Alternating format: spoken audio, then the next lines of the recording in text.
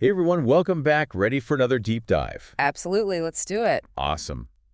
Today, we're tackling something I think we can all relate to. You know that feeling, that nagging voice that whispers, "You're not good enough." Oh, yeah. Inferiority. Exactly. And we're going to break down the sources on how to understand it, how to overcome it. It's a universal struggle, but we're not powerless against it. So Oh, let's get started. sounds good. One of the things that really hit me from the source material is this idea of inferiority being like a shadow, always kind of lurking. I like that. Makes sense. Yeah, it's there, but it doesn't have to define us because it's a feeling, not a fact. Right. But why do we even have the shadow in the first place? Where do these feelings of not being enough come from? Well, the source points to a few major culprits. One that really stands out, especially these days, comparison culture. Yeah, especially with social media. Exactly. You're constantly bombarded with everyone else's highlight reel, which can make you feel like you're not measuring up. It's like everyone's on vacation all the time, always succeeding, makes you feel pretty crummy sometimes. And the source actually mentions a study on this. Apparently, all this social comparison can trigger a stress response in the brain. Really? Yeah, leading to anxiety, even depression in some cases. So it's not just in our heads, it's like a biological thing. Wow, so it's not just me being overly sensitive to Instagram then. No, not at all. It's how we're wired, but social media kind of throws it into overdrive. Right. And I think it goes beyond just social media too. Absolutely. The source also talked about how past failures can really stay with us. Oh yeah, totally. Like even small setbacks can make us doubt ourselves in other areas, almost like our brain creates this story of us being incapable based on just a few events. It's so true. Like if I bomb one presentation at work, suddenly I feel like I can't speak publicly, period. Exactly. The source gave this example of a kid, they got criticized a lot for their art growing up. And even though they were naturally talented, that early experience made them believe they weren't creative at all. Makes you think about how much those early experiences really shape us. Like a lack of encouragement or constant criticism, it can plant those seeds of self-doubt early on. It's powerful stuff. So we've got these roots of inferiority. But it's more than just feeling a little down. Like, what happens if we let these feelings fester? What are the real-world consequences? Well, that's where things can get serious. The source talks about how low confidence, that feeling of not being good enough, it can really hold us back. Yeah, I can see that. We might not take risks. We might not go after opportunities because that fear of rejection is so strong. Makes sense. You're not going to try out for that play if you think you're going to get laughed off the stage. Right. And the source talks about how this need for validation can turn into people-pleasing. We start prioritizing everyone else's approval over our own needs and wants. Oh yeah, definitely been there. It's exhausting trying to make everyone happy all the time. It is. And sometimes it can even turn into resentment and envy. We start tearing other people down instead of building ourselves up. It's like a defense mechanism, right? Right. If everyone else looks bad, then maybe I don't look so bad in comparison. Exactly. So this all sounds pretty bleak. But thankfully, the source doesn't just leave us hanging.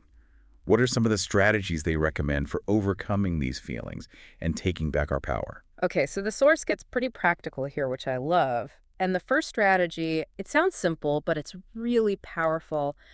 Stop comparing yourself to others. Easier said than done, right? Yeah. But yeah, I get the principle. Totally. It's about shifting your focus from what everyone else is doing to your own progress, your own journey. It's like that quote, comparison is the thief of joy. Yeah. Exactly. The source really hammers that home.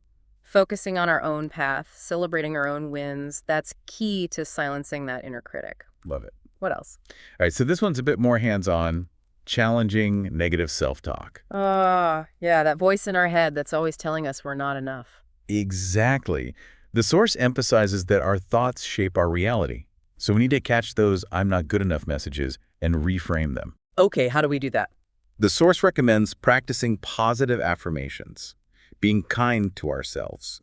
Talk to yourself the way you would talk to a friend. So instead of beating ourselves up, we need to be our own cheerleaders. Yes. And another powerful strategy is embracing your strengths. Oh, I like this one. Everyone has unique talents, things they excel at. The source says to focus on those things, cultivate them, and let your confidence grow from there. That really resonates with me because I tend to get caught up in what I'm not good at instead of celebrating what I am good at.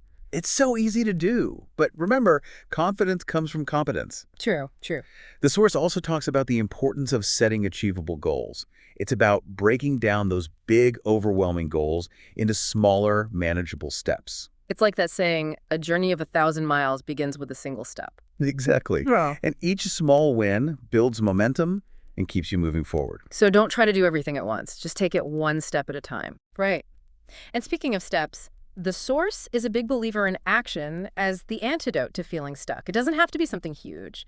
Could be learning a new skill, starting a small project, anything that pushes you a little outside your comfort zone. Love that. Just get moving. Yes.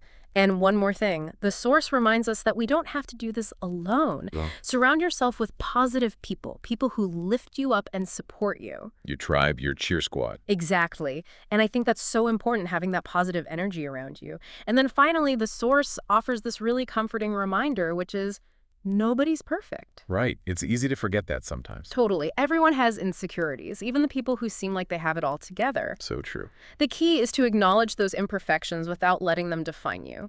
It's about being kind to ourselves, accepting ourselves, flaws and all. I couldn't have said it better myself. So that's a lot to unpack. But the main takeaway here is that feeling inferior is normal, it's human, but it doesn't have to control our lives. We are capable, we are valuable, and we have the power to overcome these feelings. Couldn't agree more. Now that we've had this deep dive, something to think about. Yeah. What's one small step you can take today to start building your confidence? Maybe try one of the strategies we talked about. It's all about those baby steps. Yep. And remember, you got this. That's it for this deep dive. Keep exploring these ideas, keep challenging those negative thoughts, and most importantly, keep believing in yourself. Until next time. See you then.